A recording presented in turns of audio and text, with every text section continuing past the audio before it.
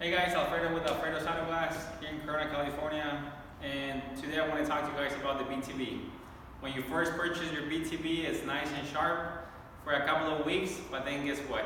It gets old and it's kind of hard to sharpen it. So I did my research on how to sharpen it coming over, so get a close-up of everything that I have experience with. So as you can see, all these sharpening tools, I first started with this. I got them from McFadden. You start with the black one, and then with the blue one. By the way, all of them work. So whatever you could buy that you see here on the table, even filer, little rat tail filer, and so even a grinder, a bench grinder would work. This is the actually the original from BTB. This is what they recommend you to sharpen it with, but at the same time it gets dull really easy. So as you can see, I have tried different number of BTBs, but it all comes down to one thing: how what you need to do to the blade so that it's sharp again. So I'm going to show you one that is kind of dull and one that is sharp. So let me grab that here. Okay, so this one's already dull. As you can see, the blade itself is very thick. So what you have to do, you have to make the end of the blade thin as you could possibly can. As you can see, it goes down pretty far down, where I pretty much thin the blade out from side to side. You can go forward. This is a very inexpensive stone from Harbor Freight Tools. This is the box. There's Harbor Freights all over the country, so I'm sure it'll probably be easier for you to get one of this. And of course, you're gonna have to get this from Equalizer. This is a sharpening stone. It has two ends. The blade, you have to sharpen it from the inside and you have to sharpen it from the outside. So now let's get to it. But if you find any of this, it will work just fine. But I'm going to tell you what to do so that you get your blade sharpened again. So first off, you want to make the thin blade, the blade thin again. So you could go just forward. If you want to go back and forth, it really don't matter. As long as you see how I'm doing that. So now you see I have a little left over on that side, so now you see you are working with blade, so might want to get your safety gloves on so you don't cut yourself. But I do like to test it with my a piece of glass or with my old urethane that I just trimmed down. Okay, so right now I'm not touching the very tip of it. I'm going underneath. That's where I'm sharpening right now.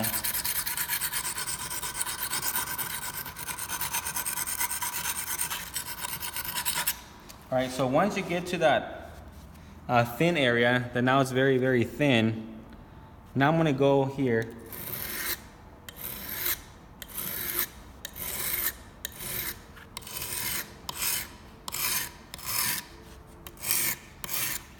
So pretty much, and you can see where it ends, the little particles of the metal. So now you see how it is pretty thin. And like I said, it's not the very tip where it makes it sharp. It's the whole thing making it thin. So now that you did that, you go a couple of times here on the top. As you can see, I'm going sideways. I'm not going straight down. I'm going sideways, that way it's pretty even. Now let's put it to the test. This is how it should work. It gives you no resistance when cutting. And that's pretty much what you're used to when you first buy the blade. It's like a razor blade. Same thing here. When you're cutting, you can see when it cuts through, it actually doesn't give you a lot of resistance, versus when it's dull, then it just keeps on pulling. Where's the little blade? Like if you have something very dull, it takes a while to cut through that urethane, as you can see. So let me sharpen this and show you the difference. So first I want to make that thin, the tip of the blade.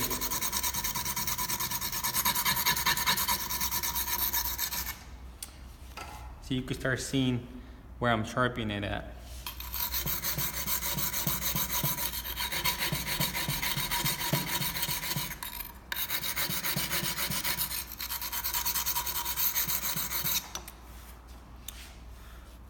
As you can see, I'm getting down to the top. If you ever use a grinder, you can, but you grind off too much metal and then your blade won't last you that long. But could it be done? Yes. And I done it before too. So like I said, I tried many different ways of sharpening the blade. And by far, I believe the way I'm doing it right now is probably the most economical one, and it really works. As you can see now, I'm just sharpening the very tip of the blade.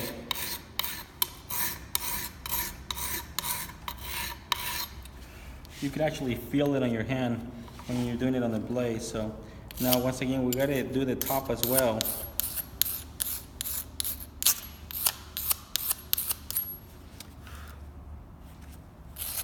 Because it has to be thin on both sides, not only on the bottom, but as well as on the top.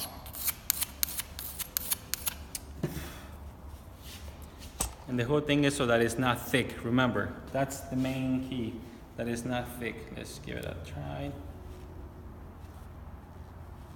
Still resistance. Look at the difference between this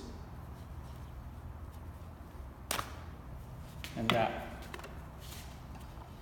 So the goal is to get it the same way, right? So I'm gonna do it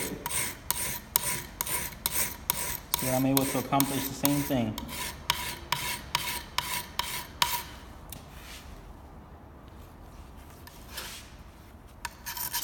This blade's smaller, so it has more of a curve in it.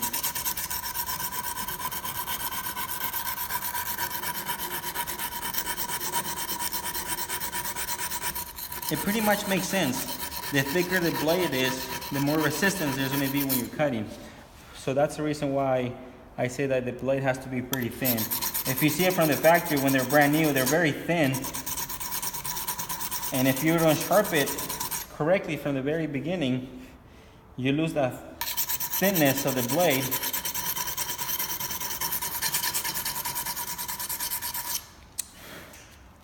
All right. You can see how I'm filing it down.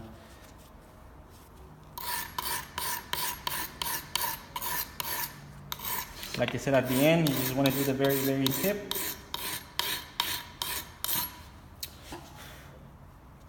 Yeah, it looks pretty good. So.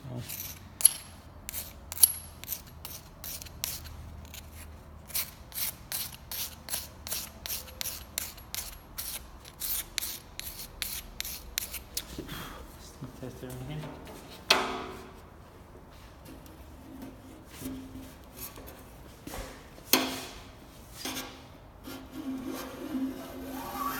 Yeah, that's pretty good.